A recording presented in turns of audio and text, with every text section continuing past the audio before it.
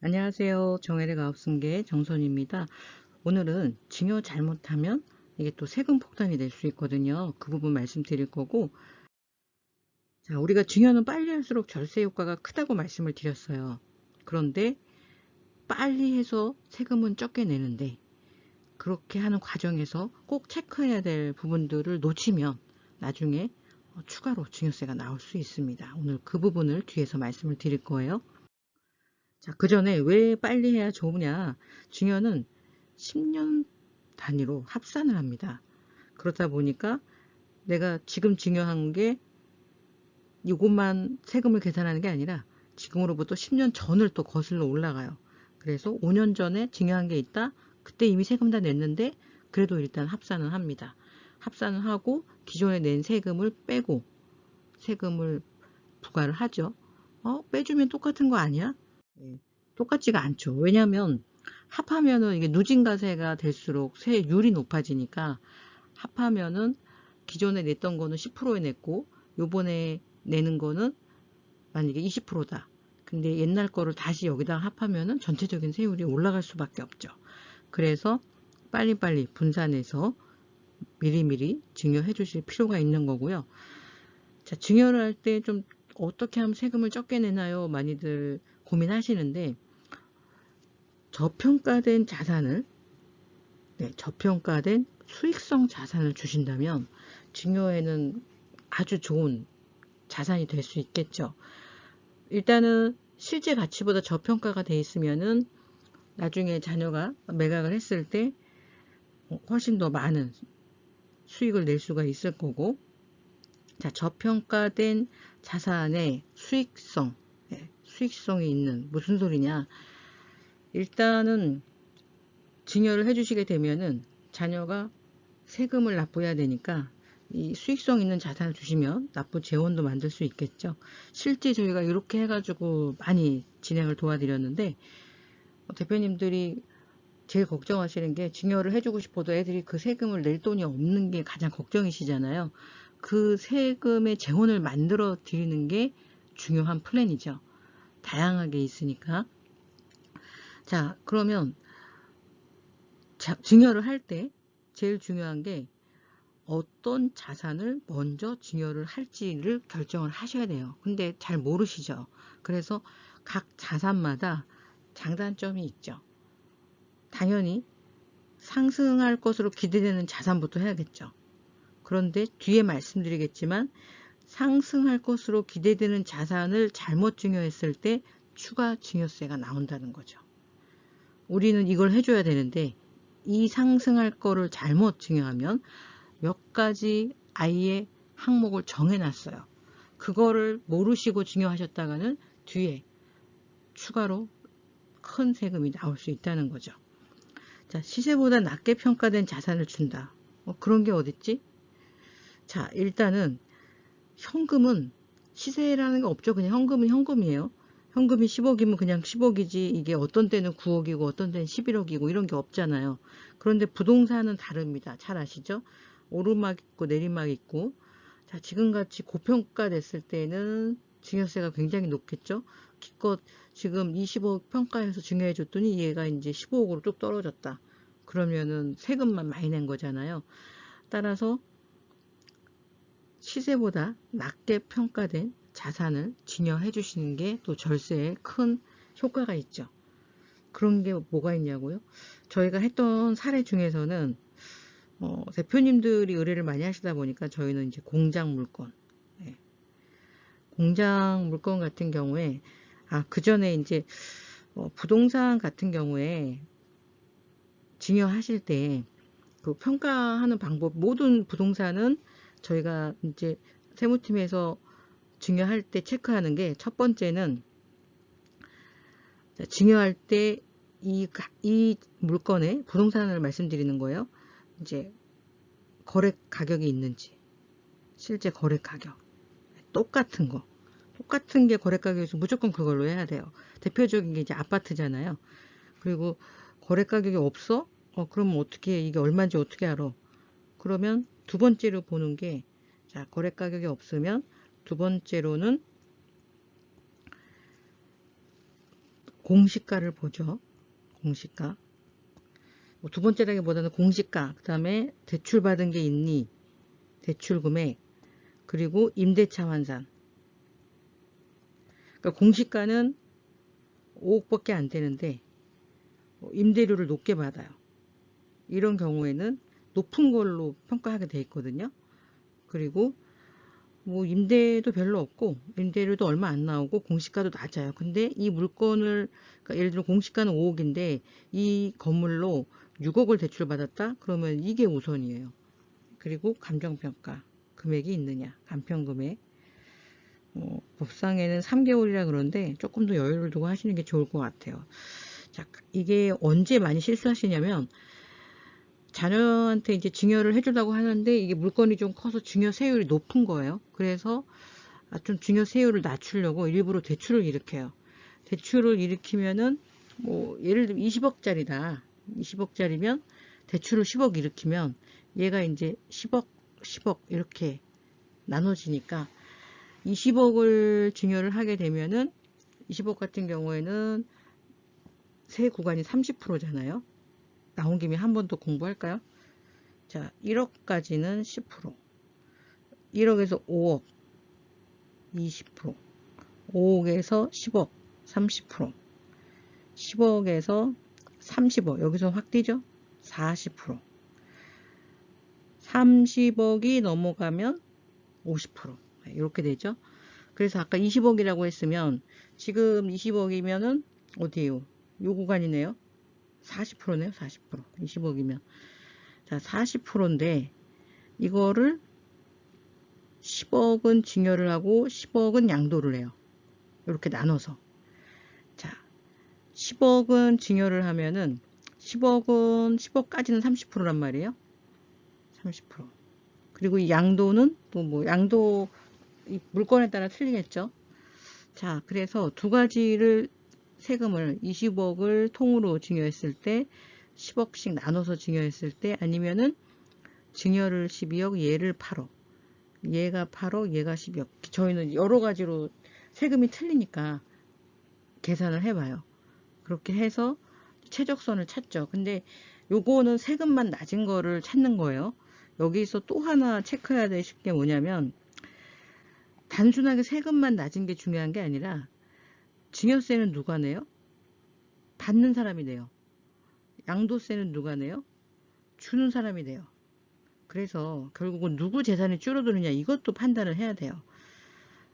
제가 전에 이제 좀 큰 중견기업 회장님이 건물 상가를 좀 증여해 주시는 거를 플랜을 해달라 그래서 해드렸는데 그 기장해 주시는 세무법인에서도 해주셨는데 이 세율만 보고 하니까 제일 낮은 거로 잘 해주셨더라고요. 근데 거기에서 체크해야 될 게 뭐냐면 당장의 세금 낮은 것도 물론 중요하지만 이 세금을 누가 내냐도 중요하고 그 다음에 부담부 중요의 또 맹점은 뭐냐면 실제 20억짜리 건물을 줬다고 해서 20억이 아니죠. 10억은 빚이니까 자녀가. 그래서 이런 여러 가지 측면을 같이 고려해서 증여 플랜을 짜야 됩니다. 자, 이렇게 핵심은 시세보다 낮게 평가된 거를 또 앞으로 상승 가치가 있는 거를 하라고 말씀을 드렸어요. 그런데 여기에서 상승 가치가 그러니까 줄 때보다 상승이 많이 됐을 때 추가 증여세 이슈가 있는 거예요. 자, 주의할 점. 자산을 증여해 주실 때 주의할 점입니다. 부동산의 경우에는 세금 납부를 고려해야 된다. 무슨 소리냐? 20억짜리 건물을 주시면 이 건물은 돈이 아니잖아요. 그냥 건물이잖아요. 근데 세금은 현금으로 내야 되잖아요. 낼 돈이 없네? 미성년자한테 준다? 그러면은 이 미성년자한테 세금까지 증여를 해 주셔야 돼요. 그러면은 아까 20억 미만은 30% 구간인데 세금을 추가로 증여하는 수한 이게 또 이제 40% 구간이 돼버리죠. 그래서 부동산이 증여할 때 주의하셔야 될 게 납부 재원을 같이 플랜을 해 주셔야 된다. 자, 그 다음에 토지 같은 경우 비사업용 토지 주의하셔야 됩니다. 특히 저희는 이제 가업승계 증여 특례를 많이 활용하다 보니까 여기에서 걸림돌이 저 비사업용 토지들이에요. 공제에 다 해당이 안 돼요. 비사업용 토지들은. 자, 그 다음에 비상장 주식을 증여할 때 증여 후 배당을 할 때 금융소득 종합과세가 나온다는 것을 주의해줘라. 무슨 소리냐? 미성년자인데 주식을 줬어요. 그리고 배당을 쳤어요. 그래서 이 얘기가 뭐 1억을 배당받았어요. 자, 1억을 배당받았으면 일단 이 어린이는 의료보험 피부부양자 자격을 이제 상실이 됩니다. 의료보험료를 이 어린이가 내야 돼요. 배당소득이 있으니까. 그리고 금융소득 종합 신고도 해야 돼요. 한 1억까지는 보통 추가로 세금이 나오진 않아요. 원천징수 한 거에서 거의 끝나고 세금 신고해보면 추가로 나오지는 않는데, 자, 이런 부분도 주의하셔야 돼요. 알고 하시면 괜찮은데 모르고 있다 갑자기 의료보험료 나오면 이제 깜짝 놀라시니까. 자, 이런 부분 체크해야 되고요. 증여할 때. 자, 마지막 제일 중요한 겁니다. 증여한 재산의 가치 증가에 대한 추가 증여세. 자, 이겁니다. 증여를 해줬는데 세금 다 냈어요. 그런데 이 증여해준 자산이 가치가 갑자기 올라갔어요. 그러면 잘 됐다. 내가 정말 증여 잘했다. 이렇게 생각을 하고 계신데 몇 년 있다가 추가 증여세가 나올 수가 있어요. 자, 그럼 언제 어떤 물건을 주면 이렇게 추가 증여세가 나오느냐? 자, 증여한 재산의 가치 증가에 대한 추가 증여세. 자, 상증세법에 명시를 하고 있어요. 아예 이러한 거는 자산이 증가하면은 추가로 증여세를 내라 이렇게 명시를 하고 있습니다. 자, 미성년자 등이 다음의 사유로 일단은 뭐 성인은 괜찮아요. 근데 미성년자 등이 다음의 사유로 재산을 취득하고 그 재산을 취득한 날로부터 5년 이내에, 자, 5년입니다. 5년 이내에, 자, 두 가지예요. 첫 번째, 미성년자 등이, 두 번째, 5년 이내에 어떤 행위? 개발 사업의 시행, 형질의 변경, 공유물 분할, 사업의 인허가, 요런 걸로 재산이 가치가 상승했을 때, 또 주식, 출자분의 상장, 합병 등의 재산 가치 증가 사유로 인한 그 재산 가치의 증가에 다른 이익으로서 일정한 기준 이상, 네, 보통 이 일정한 기준이 뒤에서 말씀드리겠지만 30%, 5년 동안 30%. 자, 이렇게 세법에서는 명확하게 이런 행위에 대해서 추가 증여세를 내야 된다고 규정을 아예 하고 있어요. 자, 이런 규정이 왜 나왔을까요? 옛날에 이런 식으로 많이 했기 때문이죠. 예전에 왜 뭐 그런 재개발 이런 물건들 자녀들한테 미리 증여를 해가지고 상승 효과를 보는 그런 행위들을 많이 했죠. 그래서 이런 건도 역시 추가 증여 의제 이슈가 있다는 거죠.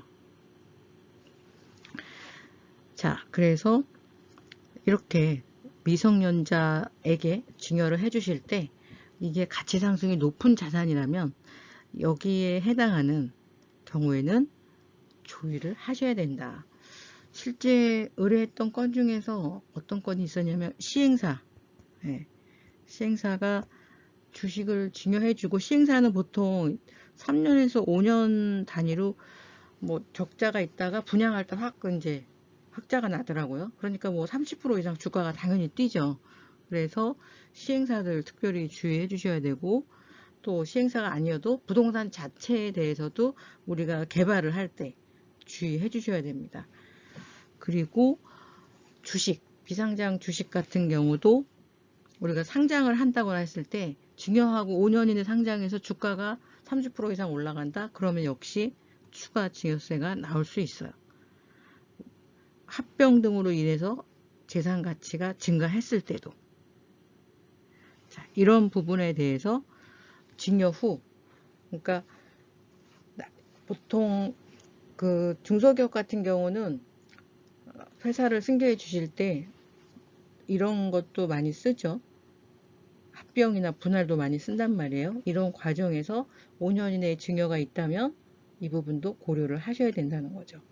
항상 어떠한 큰 이슈가 있기 전 5년 전에, 5년 이내에 증여를 할 경우는 주의를 해주셔야 된다. 따라서 제가 앞에서 빨리 하시라는 이유는 여기에 어떤 게 있어요? 5년이라는 기준이 있잖아요.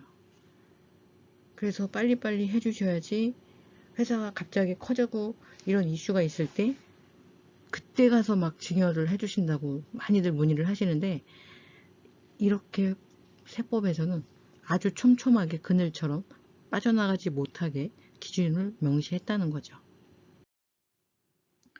증여한 재산의 가치 증가에 대한 추가 증여세. 자, 타인으로부터 증여를 받은 경우 특수관계에 있는 자로부터 기업의 경영 등에 관한 그 공표되지 아니한 내부 정보를 제공받아서 지식을 유상으로 취득한 경우 특수관계에 있는 자로부터 차입한 자금 또는 특수관계에 있는 자의 재산을 담보로 차입한 자금으로 재산을 취득한 경우, 이런 게 다 해당이 됩니다. 증여 재산가액은 재산 가치 상승 금액이 3억 원이거나 30% 중 두 개 중에서 낮은 걸 적용하겠죠. 자, 이렇게 증여를 하실 때는 항상 주의를 해 주셔야 된다. 그리고 또 첫 번째는, 그러니까 총 3가지를 기억하셔야 돼요. 첫 번째, 증여를 할 때 증여하는 플랜에 따라서, 방법에 따라서 증여세가 달라지므로 이거를 증여로만 갈지 일부를 부담부를 해서 갈지, 이거를 여러 가지로 시뮬레이션을 해보다 보면 최적의 세 구간이 나와요. 왜냐하면 양도세랑 증여세랑 세금 기준이 다르니까. 또 양도세는 증여해 주시는 분이 내는 거고 증여세는 증여받는 분이 내는 거니까 이 부분에 대한 것도 체크를 해야 되고요. 자, 두 번째로 중요한 거는 세금 재원을, 플랜을 또 짜줘야 된다. 재산만 주고 세금의 그 증여세 낼 거를 따로 플랜 안 짜주시고 이거를 증여해 주신 분이 내면은 몇 년 후에 또 이 증여세에 대한 추가 증여 의제가 또 나오죠. 이런 경우 굉장히 많습니다. 자, 마지막 세 번째, 재산 가치 증가에 대한 추가 증여세가 나올 수도 있으니 적어도 5년 전에 시행을 해 주셔야 되고, 크게 이슈가 있는 거 아까 말씀드렸죠. 뭐 시행이나 개발 이런 것들, 상장 이런 것들이 5년 이내 증여가 있으면 추가 증여세가 나올 수도 있다. 자산 가치가 크게 상승을 하게 되면. 자, 평생을 자산을 형성하기 위해서 정말 열심히 일하시고 모으시고 또 그 자산을 불리셨단 말이에요. 이렇게 소중한 자산을 다음 세대에 이전하는 과정에서 과도한 세금으로 인해서 자산이 정말 가치가 확 떨어질 수밖에 없어요. 세금으로 돈이 나가니까. 그리고 받은 사람은 특히 현금이 아닌 부동산을 받게 되거나 팔리지 않는 비상장 주식을 받게 됐을 경우에 받는 자녀분들은 세금을 현금으로 납부를 해야 되는데, 세금 10억을 내려면 20억을 벌어야 소득세 10억 되고 내가 10억을 세금 낼 수 있어요.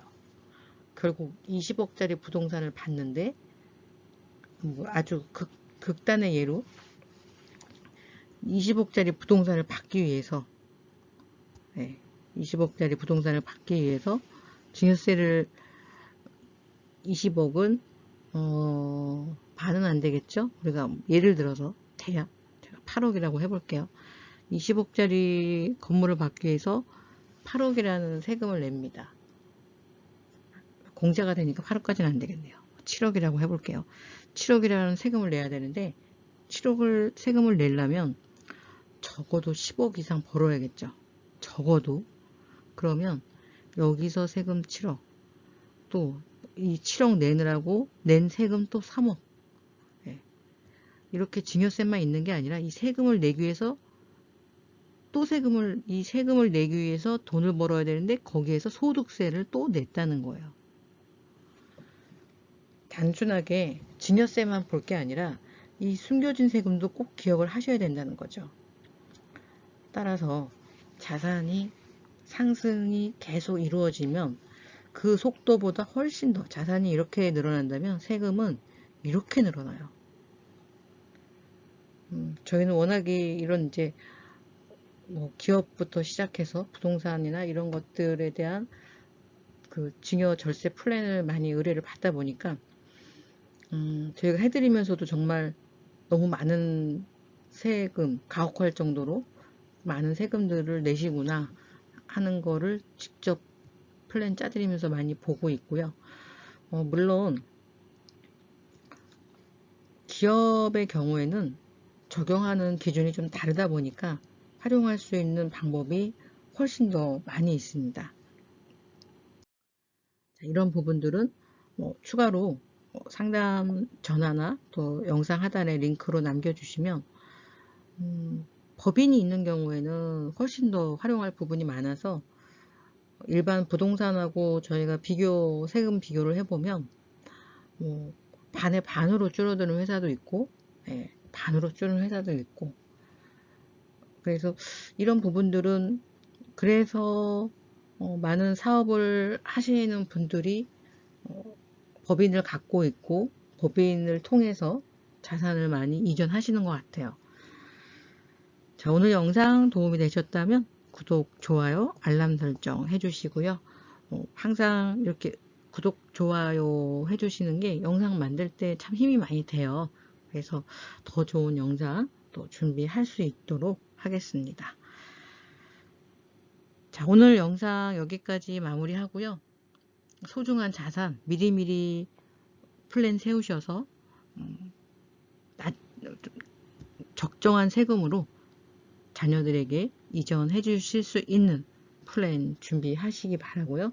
또 정액 가업승계에서는 그런 부분에 대한 절세 플랜을 전문적으로 하는 세무법인과 또 법무법인들이 같이 일을 하고 있습니다. 도움이 필요하시면 전화나 인터넷으로 신청해 주시기 바랍니다. 감사합니다.